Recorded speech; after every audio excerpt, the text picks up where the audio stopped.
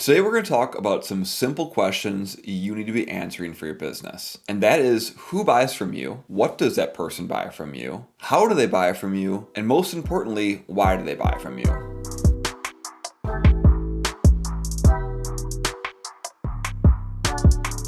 So today we're going to talk about buyer personas. If you're not familiar with that term, that is creating a fictitious representation of your ideal customer for your business. This is used in marketing to create marketing content, but it's also great for sales for positioning and prospecting to your ideal customer profiles. At the heart of why buyer personas are so important is it helps you understand who is buying your product and why they're buying your product. It's very, very common when I start coaching clients that when I ask them who buys from you, they might list like a role within an organization, or they might even just list an industry, because they're so focused on selling their products and services, they're not thinking about who's actually buying those products or services. And when it comes to your digital strategy, if you want to create content that actually resonates and aligns with your buyers, you need to know who that buyer actually is. So one of the best ways to do that is to create a buyer persona. And this is a written down document that is an actual fake person that you can use and you can think of when you are creating your strategy, when you're creating your content, when you're writing your prospecting messages, when you're actually doing your prospecting. And actually, if you're on the product development side, a buyer persona also helps you understand why that person is buying your product so you can optimize your product or service for your persona. It is a huge mistake if your business does not have a persona and is simply going off of the idea that you are creating a product or service and you're going to go out to the market and throw it out there. So let's now talk about how to actually create a buyer persona for your business. I have a very simple 3-step process that I use when working with my clients that helps them create a basic, effective buyer persona. So step 1 is to review your existing account list. So pulling your sales data, let's just say for the last 12 months, and then looking at that list from highest revenue to lowest revenue. What you're going to do now is basically do a very simple 80-20 analysis. Who are your top customers? Who are those 20% of the top customers that are giving you 80% of your revenue and most of your profit? This tells you who's actually buying from your business and the people you should be focused on. Oftentimes in business, we kind of treat all of our customers equally, and this can be a major mistake. Because those customers at the bottom of the list, the ones who are buying, let's just say 1% of your total sales or less, those people, well, they might be nice, they probably aren't the right fit for your business. Those aren't the people that are actually generating revenue from you and getting the most benefit from your products or services. On the other side of things, those people at the top of that 80-20 list or the top of that account sales list, those are people who truly value what you have to offer, and those are the ones that you need to be focused on. So step 1 is pulling this list and identifying those top accounts. Now, step 2, I typically do this in a spreadsheet, probably the same spreadsheet that you've used to pull that account list. I will create additional columns called contact, where I'll actually write down the person's name. So I'll go through each of those top accounts and type in the name of the person that I work with at that company. I'll create another column called role. So I'll talk about what role that person might be in. Maybe they're the director of IT. Maybe they're the CFO, whatever that role might be for that person. And then I'll create another column called notes. And I will use that spot just to write any notes I have about that business.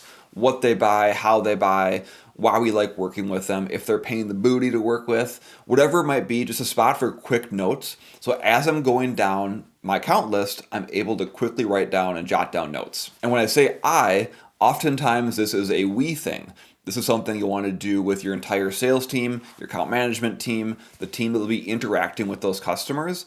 Because more likely than not, if you're a business with more than, say, 5 people, you probably have more than one customer-facing persons on your team. So those people can help you understand and identify those accounts. So after you've gone through and filled out that information for your top accounts, now you're going to start looking for trends. Are there certain trends amongst your buyers that you're seeing? Certain job roles, certain personality types, certain ways they buy, certain industries maybe. Go through your list and start looking for trends amongst your top accounts. And I will start maybe even adding additional columns to mark those trends and then doing counts based on those columns to see what those top things are. So for instance, I might say amongst my top accounts, 50% of those buyers are CFOs. or 50% of those buyers live in Wisconsin. Let's start looking for trends so I can really understand amongst my top accounts what are the most common personalities or people types that we see there. The goal here is ultimately to understand who are your best buyers. And once you've done all that, then you can move on to step 3.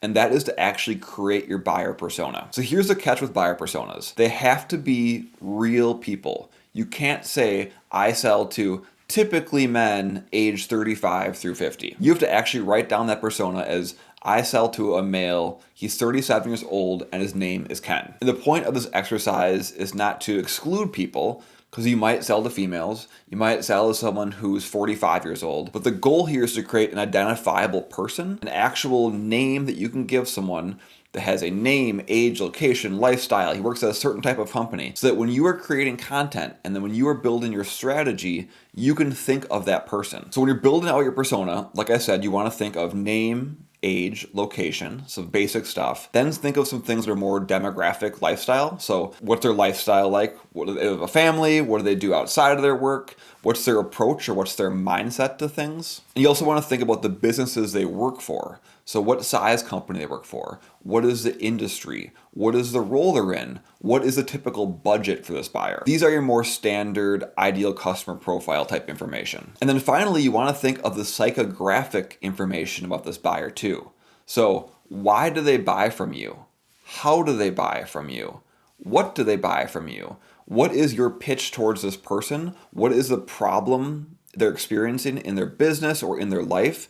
And how does your solution fit into that and create a positive impact for them? The goal here is to really get into the psychology of that buyer, so that when you are creating content, you're not just talking about your products, not just talking about your services, but you are talking about the things that matter to that person. When building out the psychographic information, I highly recommend focusing on that why behind their buying and that desired outcome that that specific person is looking for after they purchase your product or service. And once you've done all that, you now have your persona. And this is typically a Word document that I save on my computer. You can share it with your coworkers, and you start to use it then for your actual strategy. As I mentioned earlier, that can be creating content, that can be updating your products, updating your copy on your website, anything that would touch this person or be helpful to better align yourself with your ideal buyer. And once you've created this persona, it doesn't just stop there. I would say at least every 6 to 12 months, you want to go back and look at this persona and make sure it's accurate.